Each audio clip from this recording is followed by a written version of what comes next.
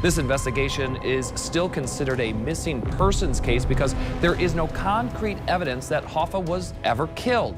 The FBI believes Hoffa was murdered by mobsters, but who was the triggerman? It began as a disappearance and became a national obsession. Jimmy Hoffa's Vanishing Act baffled investigators. However, most investigators and crime experts believe that Hoffa was murdered in a mafia hit. Terrified witnesses and inspired countless theories. Yet, a recent discovery buried under a baseball stadium might finally reveal where Hoffa went and why he never came back. Hoffa was buried in Oakland County, not far from that restaurant. The Irishman reignites a 44-year mystery. It's been 50 years since Jimmy Hoffa disappeared. His legend still endures today for reasons beyond theories of what happened to him. Martin Scorsese's camera rolled on Robert De Niro pulling a trigger in a Detroit house, and suddenly everyone was talking about Jimmy Hoffa again. The year was 2019, and most Americans under 40 couldn't tell you who Hoffa was beyond maybe a punchline about cement shoes. Strong militant, willing to fight, and will not surrender nor will he lay down the battle. Then Netflix dropped The Irishman, 3.5 hours of Scorsese's signature storytelling wrapped around Frank Sheeran's deathbed confession. Sheeran claimed he'd put 2 bullets in the back of his friend's head in an empty Detroit house, then watched the body get cremated within hours. Clean, simple, case closed. Except Frank Sheeran was a liar. The FBI knew it, the mob knew it, and anyone who'd spent 5 minutes with the man knew it. When forensic teams swept the Detroit house, they found blood. But the DNA tests turned up nothing linking it to Hoffa or his family, just random traces from unknown sources, likely decades of normal wear in an old house. But Scorsese's film accomplished what no FBI task force ever could. Within weeks of release, The Irishman had been watched by 64 million households. Or controlled by communists, and don't you use this as a sounding board for headlines for that purpose. Podcasts dissected every frame. Reddit threads analyzed every confession. A new generation discovered the mystery their grandparents had argued about over dinner. The FBI's Detroit office reported a 400% surge in Hoffa tips in the month after the film dropped. Most were garbage, psychics, attention seekers, conspiracy theorists. But buried in that pile were a few leads worth investigating, including one from a retired Wisconsin cop who'd been sitting on information for decades. The Ace of Spades, a deathbed clue. The playing card was tucked inside a Bible between Psalms and Proverbs when the Wisconsin police officer's family cleaned out his apartment after the funeral.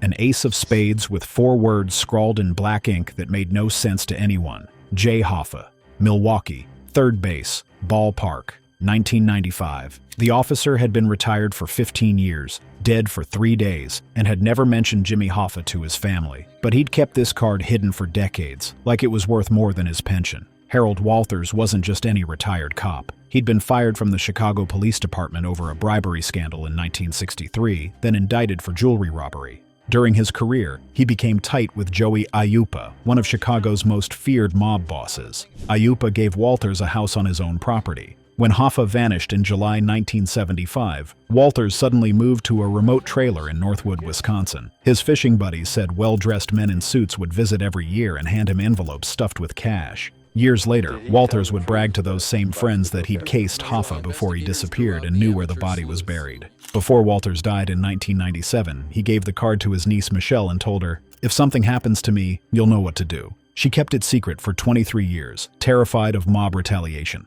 In 2020, her boyfriend Jim Zimmerman, a 40-year law enforcement veteran, finally convinced her to come forward. Beneath third base, the case breakers make their move.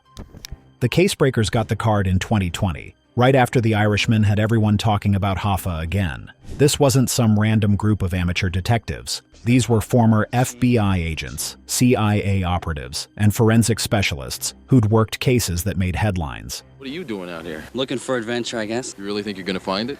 I doubt it. They knew immediately what ballpark meant.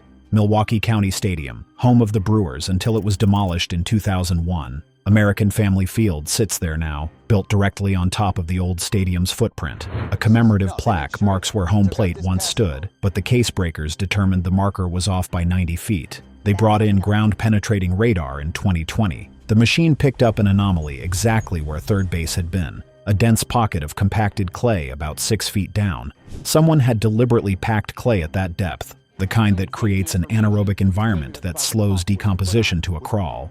Milwaukee's building department had no record of any construction work at that spot. No utility lines, no drainage, no reason for that clay to exist. The case breakers brought in cadaver dog expert Karen Corcoran and her canine, Moxie. Are we any closer to getting answers about the union leader/mobster's mysterious disappearance? They never told Corcoran where third base had been or what they expected to find. The dog alerted 4 separate times, right where the radar had detected the anomaly.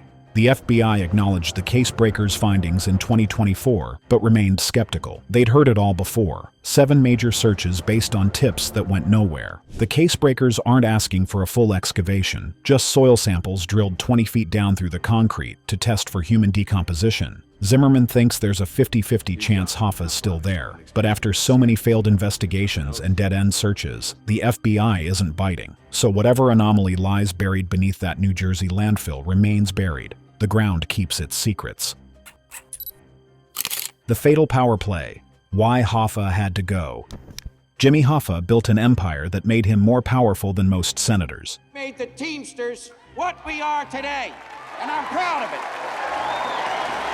The International Brotherhood of Teamsters didn't just represent truck drivers, they controlled the circulatory system of American commerce. Nothing moved without Teamster approval. A supermarket chain gave you problems, your deliveries stopped, a construction company played hardball, your concrete never showed up. By 1974, the union's pension fund held $1.6 billion in real money that built Las Vegas from desert scrubland into America's playground. The mob connection started early, back in 1940s Detroit, when Hoffa needed muscle to fight rival unions. He made a deal with the mafia. They'd provide the violence, he'd provide access to the pension fund.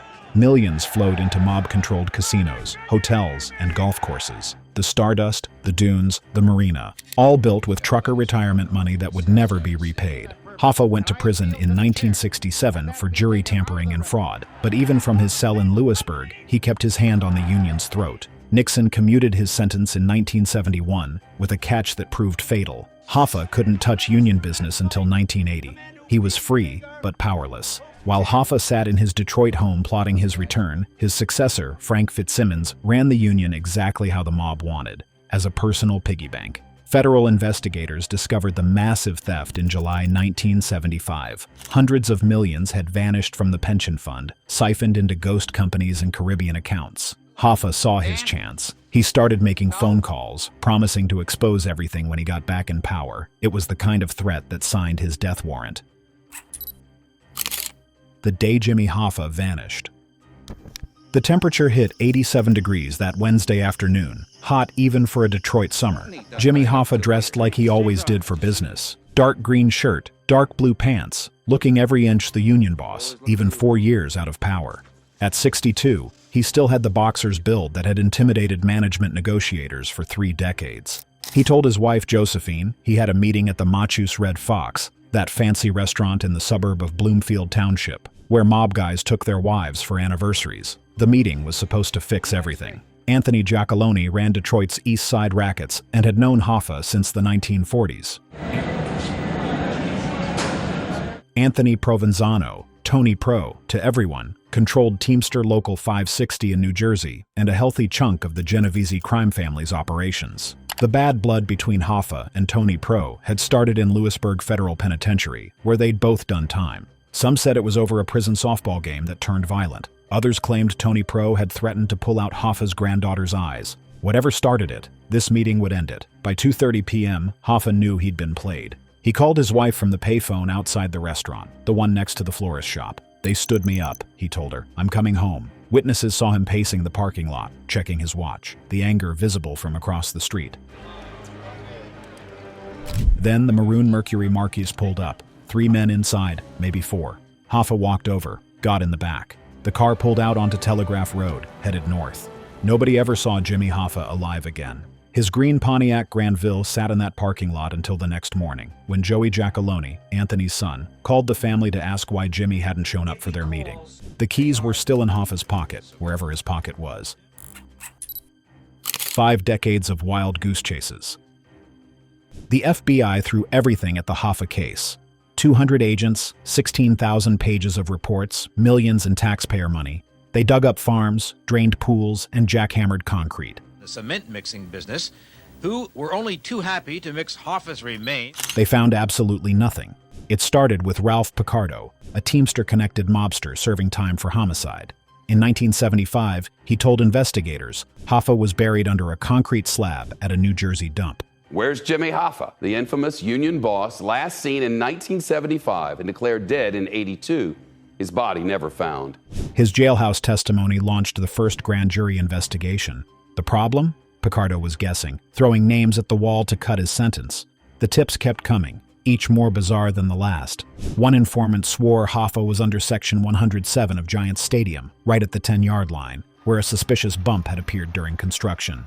In 2004, the FBI brought ground-penetrating radar to the Meadowlands. They found construction debris and embarrassment. 2 years later, an informant pointed them to the Hidden Dreams horse farm in Milford Township. The FBI and local law enforcement have taken a crack at a handful of tips over the last 4 confirmed investigations made the news. He swore Hoffa had been buried in a barn there the night he disappeared. The FBI arrived with backhoes and cadaver dogs. News helicopters circled overhead as they tore the property apart. An expert that has studied the case says Hoffa was to meet with 2 powerful alleged mafia members. They found old horseshoes and soil changes that turned out to be septic drainage. No Hoffa. Then came the Pulaski Skyway. A documentary claimed insider information about a body beneath the bridge. More drilling, more soil analysis, more nothing. The FBI declared Hoffa legally dead in 1982. The investigations continued anyway.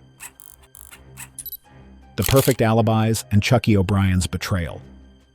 The FBI's suspect list was long, but 3 names stood out. 2 had airtight alibis. The third had a salmon story. Anthony Tony Jack Giacalone, the Detroit mob captain who'd arranged the peace meeting, spent July 30th making himself impossible to miss at the Southfield Athletic Club. He worked out longer than usual, talked to multiple witnesses, and bought rounds of drinks for strangers. Meanwhile, Anthony Tony Provenzano, the New Jersey Teamsters boss who'd threatened Hoffa's life in prison, was 600 miles away playing cards at his Teamster local with his brother and several witnesses. Both men had promised to meet Hoffa that afternoon. Both made sure hundreds of people could confirm they were nowhere near that restaurant. But there was a third piece, Charles Chucky O'Brien, the man Hoffa had practically raised as a son. When you talk to federal agents investigating the Hoffa disappearance, one name quickly comes up, Chucky O'Brien. Witnesses placed O'Brien near the Machis Red Fox that afternoon, driving a maroon 1975 Mercury Marquise. The car belonged to Joey Giacalone, Anthony's son. When the FBI tracked down the vehicle, they brought in cadaver dogs. The animals went crazy in the back seat, signaling human remains. Investigators found a 3-inch strand of hair, but DNA testing didn't exist in 1975. The hair sat in an evidence locker for 26 years. In 2001, it matched Hoffa's DNA. He'd definitely been in that car, but O'Brien's story kept changing. First, he was running errands. Then, he was delivering a 40-pound salmon that had leaked blood all over the back seat, which explained why he'd had the car professionally cleaned the next morning. O'Brien spent 45 years denying Hoffa was ever in that car. He died in 2020, taking his secrets with him. All he left behind was a single strand of hair that proved he'd been lying the entire time. The New Jersey landfill, buried in a barrel. Salvatore Sally Bugs. Briguglio was a Provenzano enforcer with dead eyes and a reputation for making problems disappear permanently. The theory goes that Briguglio carried out the hit on Hoffa at a horse farm owned by Roland McMaster, a Teamsters official and mob associate who'd been feuding with Hoffa for years. They stuffed the body in a 55-gallon steel drum and had it trucked 15 hours east to New Jersey by Gateway Transportation. The company's president was a Teamsters pension trustee with mob connections. The drum got buried at the PJP landfill in Jersey City, mixed in with construction debris and household garbage. Just another piece of waste in a decade before anyone cared about environmental regulations. The story surfaced in 2019 when Paul Coppola was dying. Coppola had worked at the landfill and told his son Frank that he'd been ordered to bury a drum containing Hoffa's body in a specific section of the site. Frank went to the FBI with detailed maps showing exactly where his father claimed the barrel was buried. The Bureau took it seriously enough to bring in ground-penetrating radar and cadaver dogs. They cordoned off sections of what used to be the landfill, now buried under luxury condos and waterfront development. They found nothing. Tons of trash, rusted metal, old tires, but no 55-gallon drum and no Jimmy Hoffa. McMaster's brother-in-law did work for Gateway Transportation, which gave the theory legs. But deathbed confessions from landfill workers don't hold up in court, and 50 years of garbage compacting make finding anything impossible. The New Jersey theory died in the same place Hoffa supposedly did, buried under too much time and trash to ever dig out the truth. Gabe Bergoglio, the last living suspect. Gabe Bergoglio spent 49 years as a ghost with a target on his back. The FBI labeled him suspect number 2 in Hoffa's investigation based on Ralph Picardo saying, "I think if Tony Pro was involved, then it figures the Bergoglio brothers were involved." 3 words: think, if, figures, destroyed a man's life. At 84, Gabe decided he'd stayed quiet long enough. The FBI summoned him to a grand jury in 1975. They put him in a lineup. Nobody picked him out. He went home to New Jersey and became forever branded as either the driver, the shooter, or the planner. For years, he refused to talk, shooing reporters away, thinking silence would vindicate him. It never did. Even the FBI agent who ran the Hoffa investigation in Detroit admitted they never had real evidence against Gabe. No witnesses placed him in Detroit. No physical evidence linked him to the crime. His name came up because Picardo needed to give the feds something to get his sentence reduced. It worked. Picardo got witness protection, while Gabe got a lifetime of accusations. The federal prosecutors in 1975 can't be blamed for following the tip. They had nothing else. But after the grand jury found nothing, after the lineup produced nothing, nobody ever cleared Gabe's name. No apology, no retraction, just decades of being accused. His kids grew up hearing their dad pulled the trigger on Jimmy Hoffa. His wife died without seeing him cleared. 5 decades of books and documentaries painted him guilty, based on a jailhouse snitch making guesses. The witness who waited 50 years. Our investigative reporter Chuck Gowdy has worked on this case since the day it broke, with new details from an old crime mystery. Chris Franzblau spent his career defending mobsters and Teamsters officials, the kind of lawyer who knew which questions not to ask and which answers not to hear. He was the attorney for the Teamsters when Jimmy Hoffa was president of the union. At 93, he's outlived most of his clients and all of their secrets. In 2024, after 50 years of silence, he decided to talk about the case in his book, The Last Mob Lawyer. A witness named Jeff had come forward to him with a story about what he saw in 1975 near the Pulaski Skyway in Jersey City. Jeff was a teenager working at a construction site where his father was excavating for a new building. 2 cars pulled up. One was a black Cadillac with Michigan plates. He wants to run this local. He can come down here. He wants to replace me. Let him do that. From a distance, Jeff watched as men opened the trunk and pulled out something heavy, wrapped in canvas or a tarp. They carried it to the excavation pit and dropped it in. His father filled in the dirt the next day, no questions asked. You didn't ask questions in Jersey City in 1975, when men in nice suits showed up in Cadillacs. Jeff kept quiet for nearly 5 decades. Didn't go to the police, didn't tell his family. He waited until everyone involved was dead. The men in the Cadillac, the men who gave the orders, his father who filled in that hole. Franzblau says Jeff finally spoke up because there's nobody left to retaliate. The witness isn't afraid of ghosts. The FBI had already searched near the Pulaski Skyway in 2021 and found nothing. Franzblau insists Jeff's spot is different, more specific. A point of land jutting out near the Hackensack River at the end of Broadway. The Bureau hasn't taken him up on it. After 7 failed excavations, they've heard too many stories from too many witnesses who suddenly remembered details 50 years later. Too many confessions, zero truth. Next one is one of America's greatest mysteries. Its origins right here in Metro Detroit.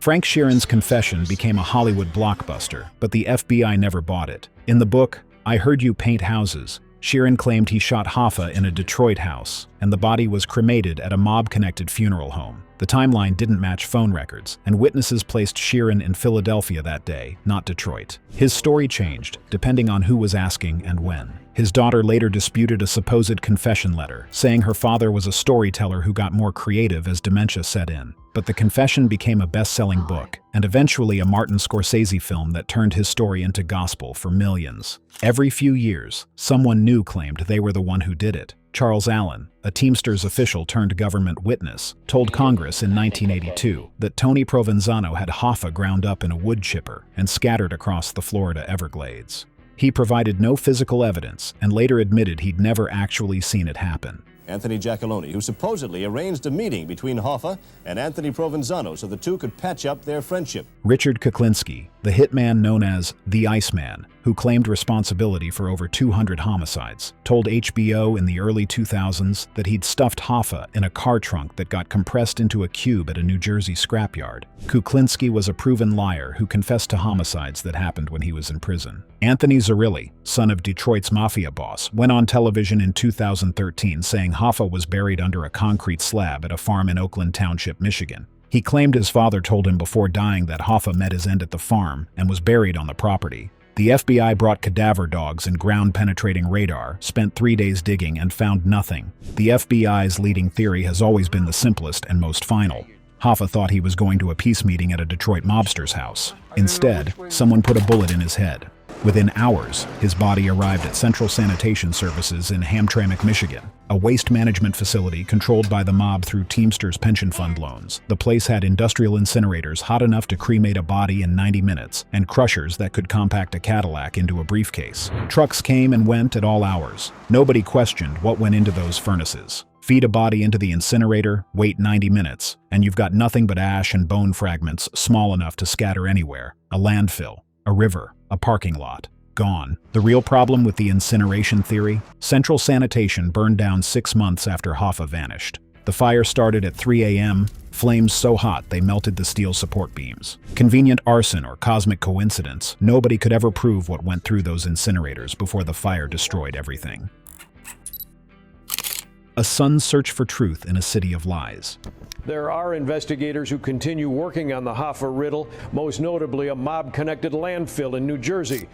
James P. Hoffa spent his entire life trying to escape his father's shadow, then spent the rest of it trying to find his father's body. He became Teamsters president himself, held the position for 23 years, and never stopped asking questions about July 30th, 1975. Jimmy Hoffa's son blames Detroit. Forget the Irishman, forget Tony Pro and the New Jersey mob. The day his father disappeared, James found a note by the phone. T.G. Machus Red Fox. He called Anthony Tony Jack Giacalone directly and asked what happened. Giacalone told him maybe Hoffa was on vacation. That quick answer convinced James right then that Giacalone had something to do with his father's disappearance. But the real reason ran deeper. Jimmy Hoffa wanted to expose the mob's infiltration of the Teamsters. He was an unstoppable force with no fear, and the mob realized the only way to stop him was to end his life. After prison, Hoffa was telling people he was coming back to reclaim the Union. The mob didn't want Hoffa back, and that's what led to his death. James also blames Frank Fitzsimmons, the man who replaced his father as Teamsters president. Hoffa had chosen Fitzsimmons as a figurehead, expecting his old friend to work hard to get him out of prison. Instead, Fitzsimmons worked to keep him in. He enjoyed the power and the pension fund too much to let Hoffa take it back. I'm in the hands of organized crime. This union has nothing to hide on the general presidency of Frank Fitzsimmons. And James is convinced Chucky O'Brien drove the death car. The DNA evidence from that single hair in the Mercury Marquis confirmed it. Hoffa trusted Chucky, the foster son he raised like his own, enough to get in that car without hesitation. When James confronted O'Brien after his father disappeared and asked where he'd been, O'Brien had no answers. He just ran, got in his car, and drove away. For James, that was all the confession he needed. The perfect crime keeps getting more perfect. What happened to Jimmy Hoffa? We know who perpetuated it and how it was done. 50 years of searching have produced a parade of theories that contradict each other completely. Frank Sheeran claimed he shot Hoffa, and the body was incinerated at Central Sanitation Services. Charles Allen testified before Congress that Tony Provenzano had Hoffa ground up in a wood chipper and scattered across the Florida Everglades. Richard Kuklinski said he stuffed the body in a car trunk that got crushed into a cube at a New Jersey scrapyard. Paul Coppola's deathbed confession pointed to a 55-gallon drum buried in a Jersey City landfill. Anthony Zerilli swore Hoffa was under a concrete slab at a Michigan farm. Harold Walters' playing card suggested third base at Milwaukee County Stadium. Every single theory has been investigated. Every single one has produced nothing but media attention and wasted FBI resources. The searches in New Jersey, Michigan, and under the Pulaski Skyway all came up empty. Ground-penetrating radar detected anomalies. Cadaver dogs alerted. Witnesses came forward with detailed maps and specific coordinates. None of it led anywhere. The case-breakers found their anomaly beneath Milwaukee's Old County Stadium in 2020.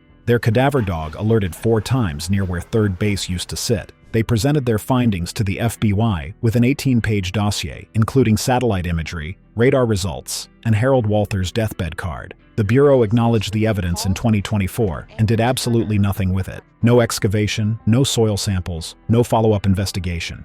Maybe the FBI is tired of digging up parking lots based on tips from dying mobsters and corrupt cops. Maybe they've learned that every credible lead in the Hoffa case turns into another embarrassing press conference where they announce they found nothing. Or maybe they just don't care anymore. 50 years is a long time to chase a ghost. At some point, even the FBI moves on. Maybe Jimmy Hoffa stays missing, not because of some grand conspiracy, but because nobody who actually knows the truth is still alive to tell it. That's all for the Jimmy Hoffa mystery. Don't miss the videos on screen now. They're just as interesting. Catch you in the next one.